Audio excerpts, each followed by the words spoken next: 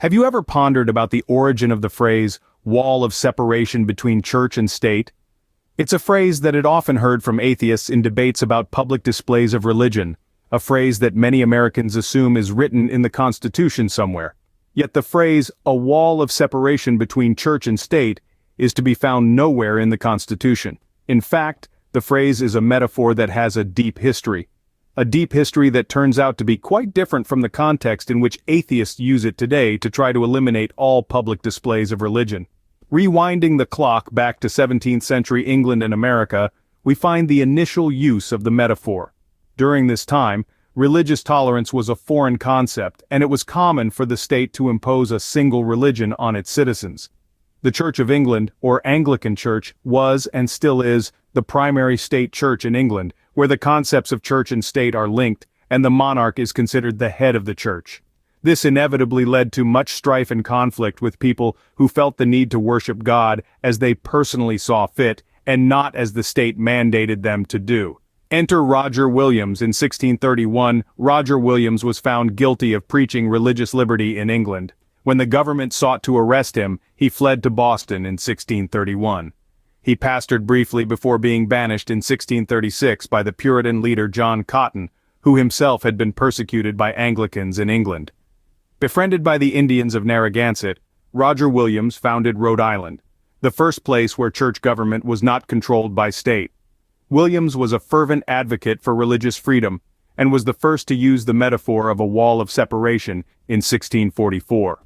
Moreover, it is a metaphor that he got from, of all places, biblical teachings.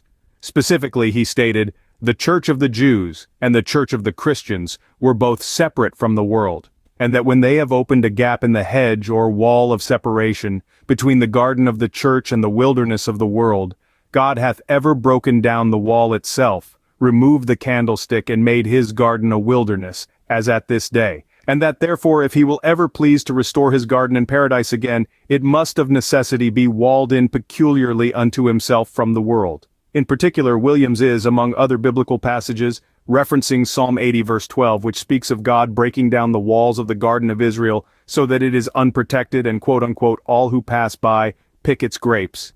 Thus, ironically, we find that the very phrase that atheists often use to try to eliminate religion from public life finds its ultimate roots in the Bible. Ironic indeed. Fast forward to 1802, and we find the third president of the United States, Thomas Jefferson, using this metaphor in his letter to the Danbury Baptist Association. The Danbury Baptists were a beleaguered religious minority in Connecticut, a state where Congregationalism was the established church. They were very much concerned that they would be persecuted by the majority Congregationalist. President Jefferson carefully crafted a letter to the Baptists, and reassured them of his commitment to their rights of conscience. The First Amendment, he wrote, denied Congress the authority to establish a religion or prohibit its free exercise, thus building a wall of separation between church and state. Thus, in this context, we clearly see that Jefferson used the metaphor in the context of protecting religious freedoms from government intrusion, not in the context of the government prohibiting the free exercise of religion in the public sphere, as atheists often use the metaphor today. The wall of separation was actually a metaphoric construction of the First Amendment, which Jefferson time and again said imposed its restrictions on the national government only, not on religious freedom.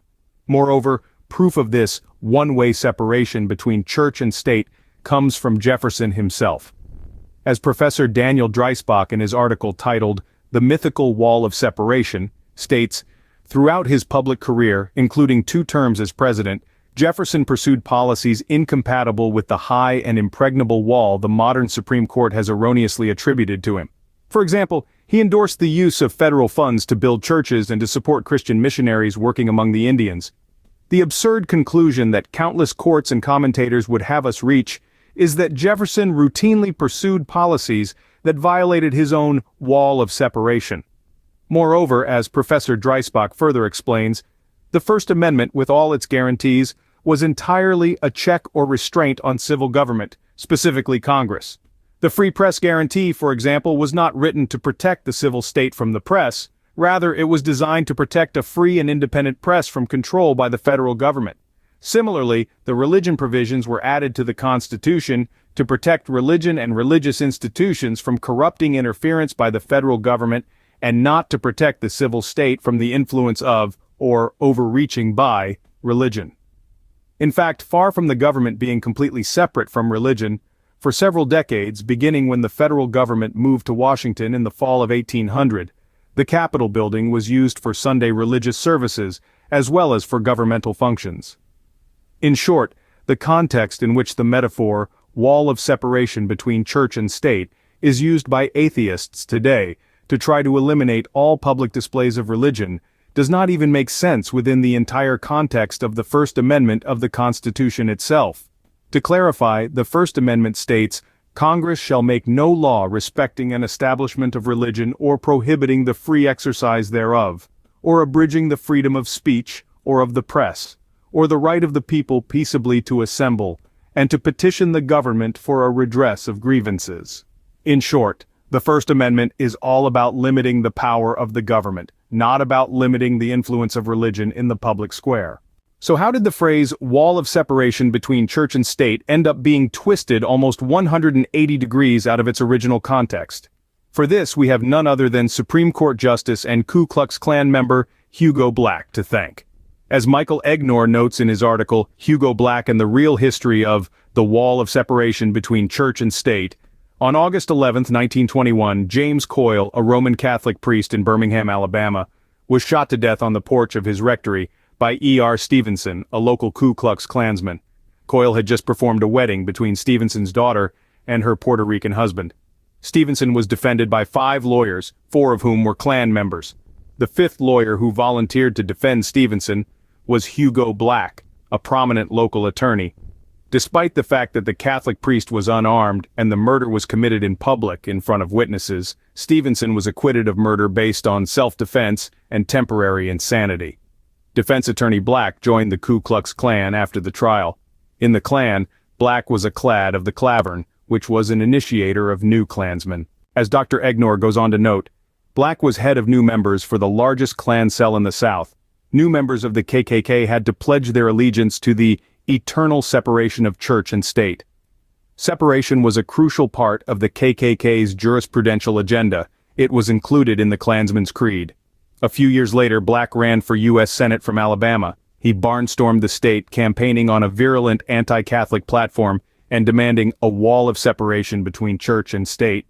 His strongest support came from his Klan base, and he gave many anti-Catholic wall of separation speeches to Klan meetings across Alabama. Black, a Democrat, easily won the Alabama Senate seat in 1926. In 1937, Roosevelt appointed Black to the Supreme Court.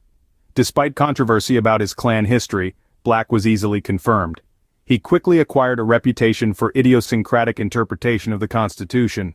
In 1947, Justice Hugo Black wrote the majority opinion in Jefferson v. Board of Education, the landmark Establishment Clause Supreme Court decision that barred use of tax revenues to transport children to religious, Catholic schools. Justice Black wrote, "No tax in any amount, large or small, can be levied to support any religious activities or institutions, whatever they may be called, or whatever form they may adopt to teach or practice religion.